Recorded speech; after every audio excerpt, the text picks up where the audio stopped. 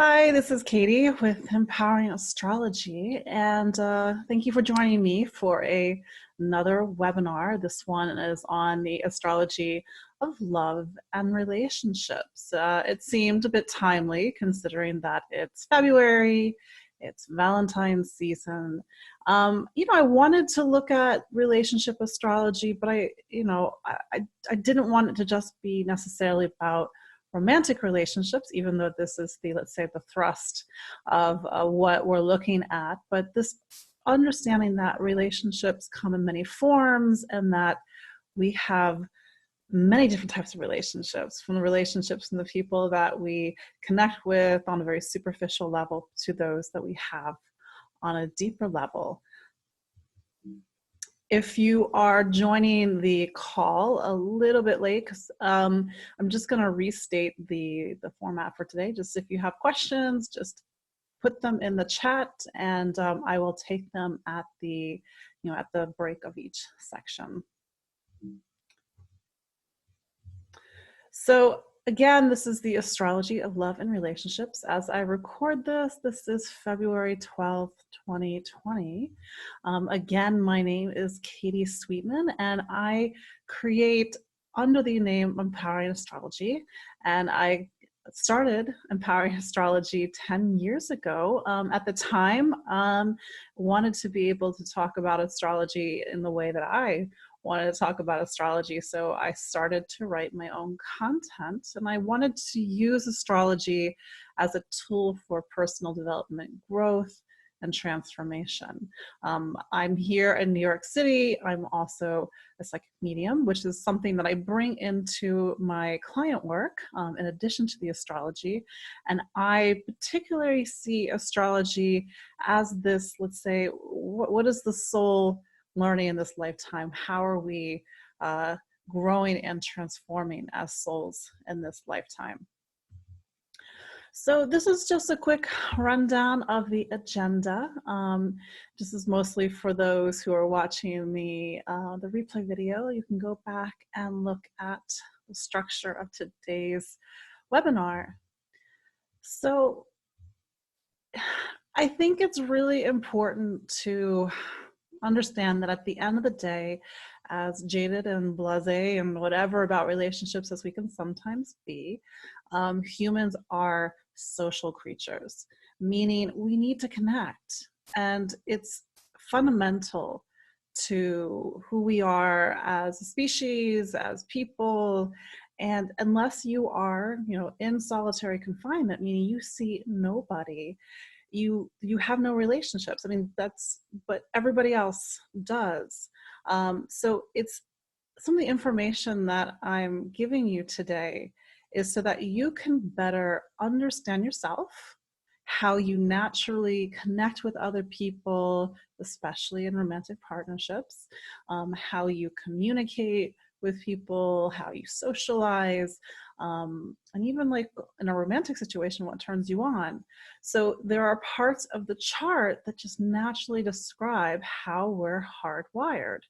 The bigger picture, maybe this is a much longer conversation, is that and this is particularly to how I see astrology, we need to, let's say, bring the highest consciousness, the best facet to each planet of our relationship story so that we can grow and be better in relationships and hopefully grow and have very different relationships than, say, that we did when we were younger.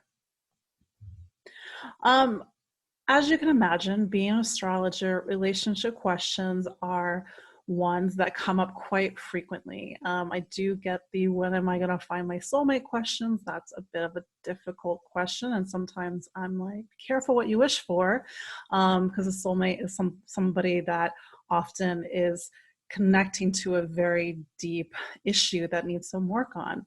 And people ask me, like, when am I going to meet somebody? When is a good time to meet somebody? And so, I will briefly talk about when certain times are highlighted naturally for that. And this is something that's called the relationship sign. I'm using this kind of setting us from the perspective of our sun and rising sign. And with a small exception, you have a sun sign and a rising sign, and they're two different things. If you were born at sunrise, then you just have one sign. But for most people, it's two signs. So each of those signs, depending on your sun and your rising sign, there's going to be a sign that you're naturally attracted to, that you naturally want to connect with, which I will explain in a few moments.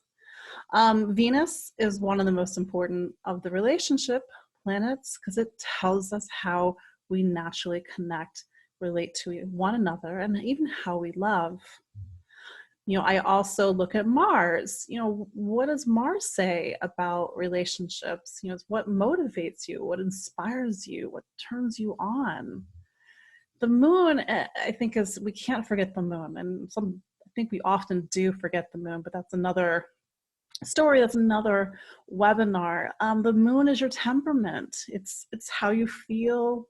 It's what you need. These are all things that are very important in relationships.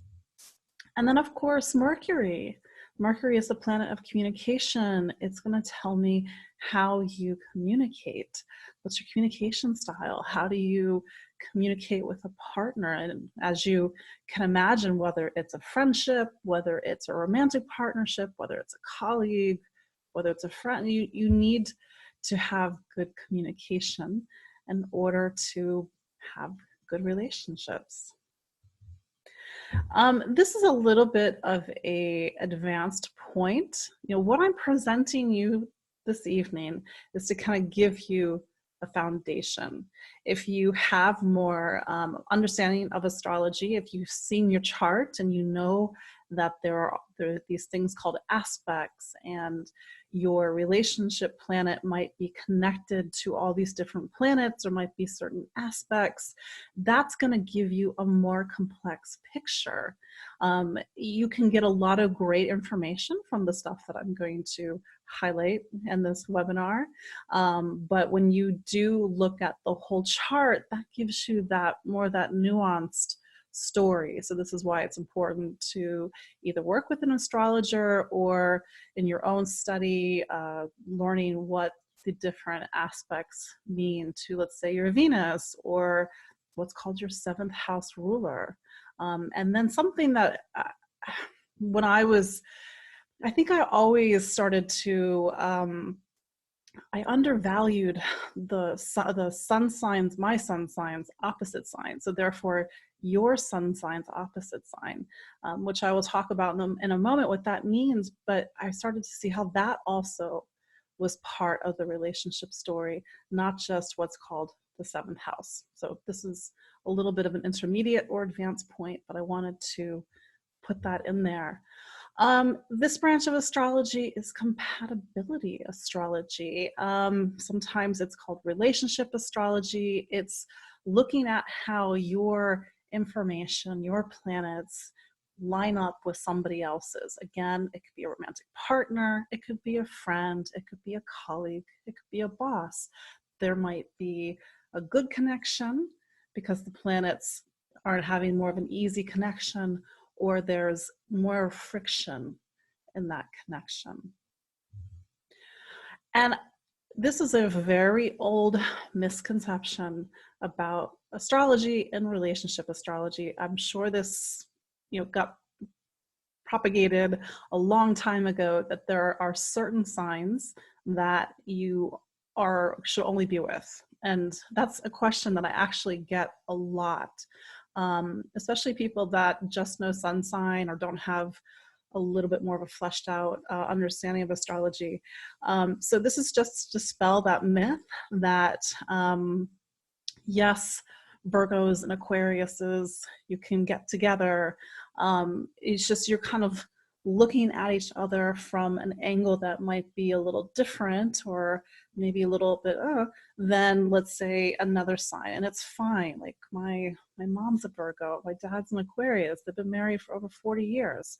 So there you go. So it's really, you got to look at the full picture. You have to look at the Venus sign, you got to look at the Mars sign, the moon, the Mercury.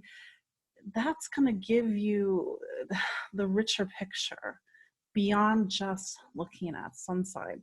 That said, you get a lot of great information on sun signs. Just make sure that you're not getting stuck in that, oh, this person's a Pisces, oh, this person is a Gemini. And another myth I want to dispel, and I sometimes see this written online, is when people really discount certain signs, it's important for everybody to understand that you have that sign somewhere within your chart. You are all 12 signs, because the chart is a circle, it's a wheel. So if you don't like Gemini, or if you don't like Virgo, for example, but that sign is somewhere in your life, you're going to attract that energy, or that part of your life is a stand-in for that energy. Anyway, soapbox, sorry. This is just a very, I just need to kind of say it, like, this is not, men are from Mars, women are from Venus. No, this is, you are made up of all these different energies. We might call it Venus, we might call it Mars, and this is about describing what works best for you, and maybe understanding what works best for a partner, or what works best for somebody else. And to that point, we're talking about all relationships. I mean, kind of the overarching focus of this is more romantic relationships, but really a lot of this information can be applied to friendships, to colleagues, and how you connect to one another. And I really, I think that this is important information, because it describes how we show up on a daily basis, how we show up in an office environment, how we show up in a friendship, how we show up in dating, how we show up in a marriage or another type of partnership, and how can we be better people. And I think it's also, I want to throw this in there, relationships connect us to air energy, the element air. The air signs are Gemini, Libra, and Aquarius. It talks about connection. It talks about socialization, exchange.